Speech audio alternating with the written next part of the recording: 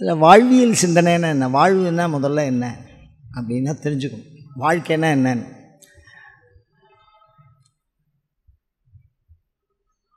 ஒருத்தர் வாழறாரா இல்லையா அப்படிங்கிறத யார் சொல்லணும்னா டாக்டர் தான் சொல்லணும். அவர்கிட்ட சர்டிஃபிகேட் கேட்டால் இருக்குது இல்லைன்னு எழுதி கொடுப்பார். அப்படி தானே, இருக்கார் போயிட்டார் அப்படின்னு எழுதி கொடுப்பார். அப்போது வாழ்க்கைங்கிறது என்ன அப்படின்னா மூச்சை விட்டுண்டும் இழுத்துண்டும் இருக்கிறது.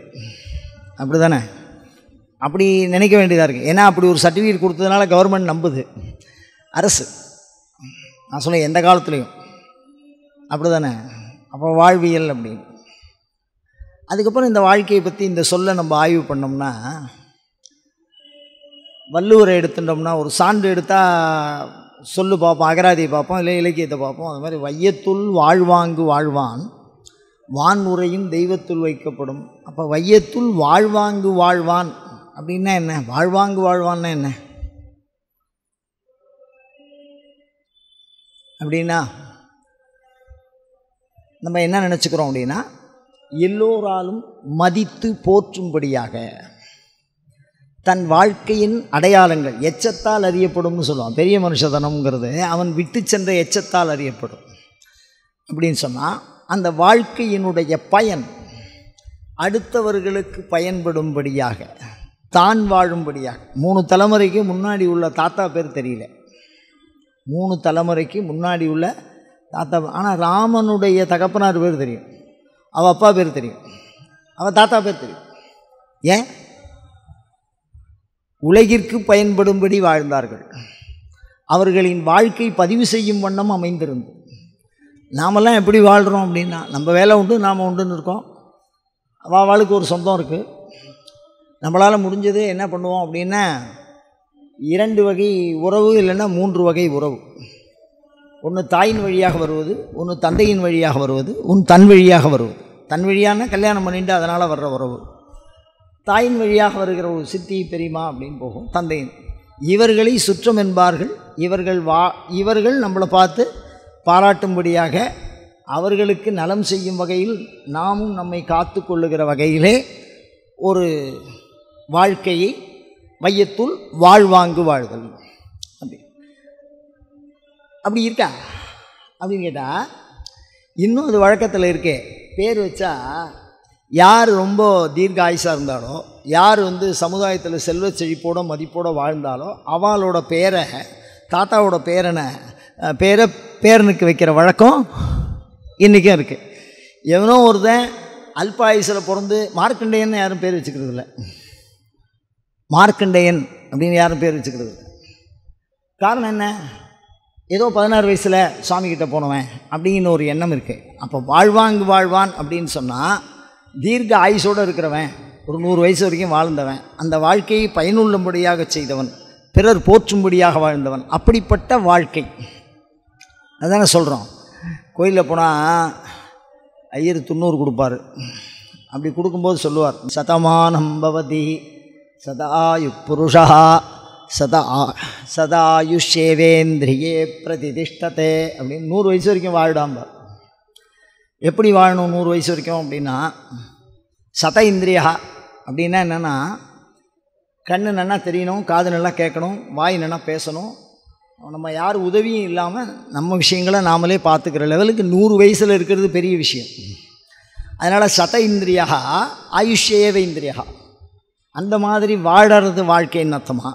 ஆயுசு, நீண்ட ஆயுளை வாழ்வதை வாழ்க்கையாக. ஏன்னா இதை மார்க்கண்டேயருடைய புராணத்தில் நம்ம பார்க்குறோம்.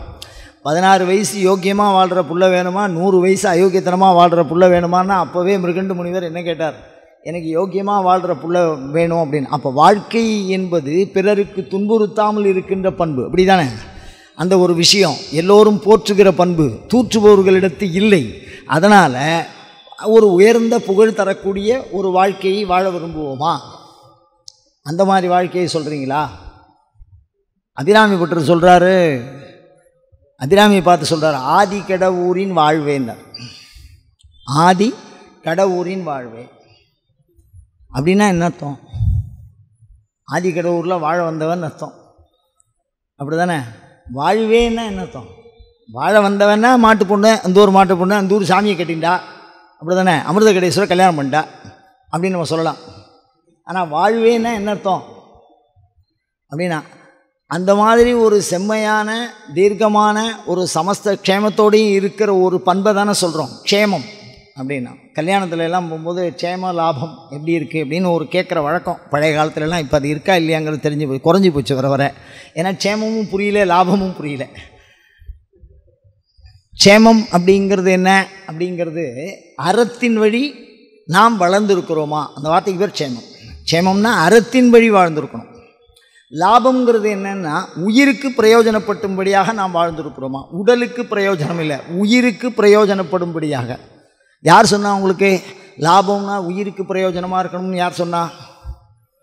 வள்ளுவர் சொல்லிட்டாருன்னா அதுக்கு மேலே நம்ம யாரையும் கேட்க மாட்டோம். பகுத்து உண்டு பல் உயிர் ஓம்புதல் நூலோர் தொகுத்தவற்றுள் எல்லாம் தலை.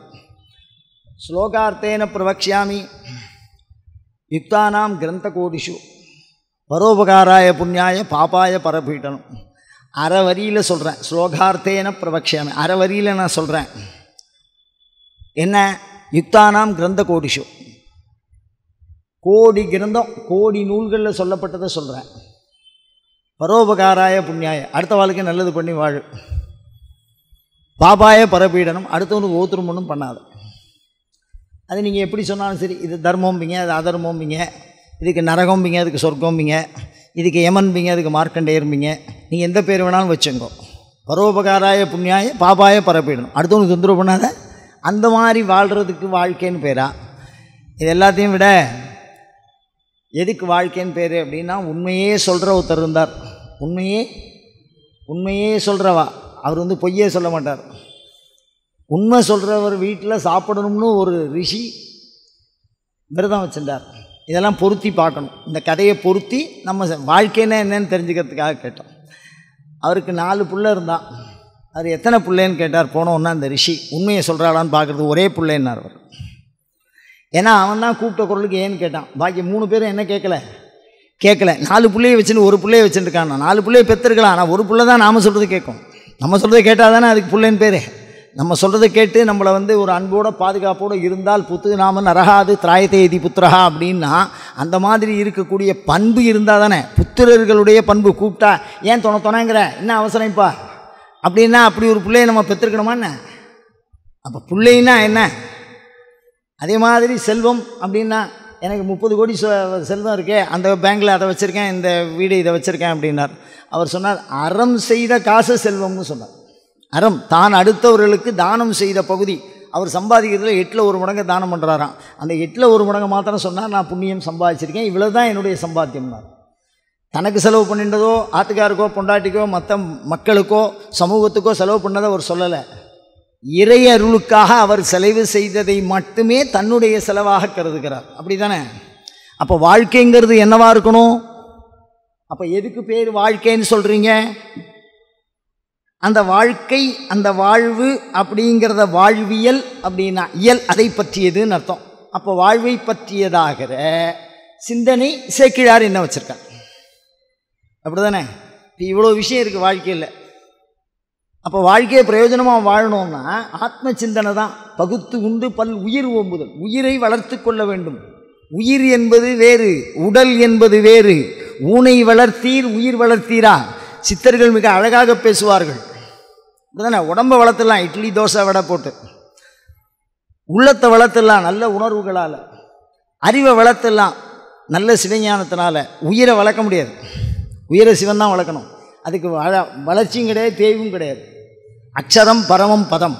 அந்த உயிருக்கு நன்மை செய்கின்ற வாழ்க்கையாக யார் வாழுகிறார்களோ அவர்கள் வாழ்வது தான் வாழ்க்கை.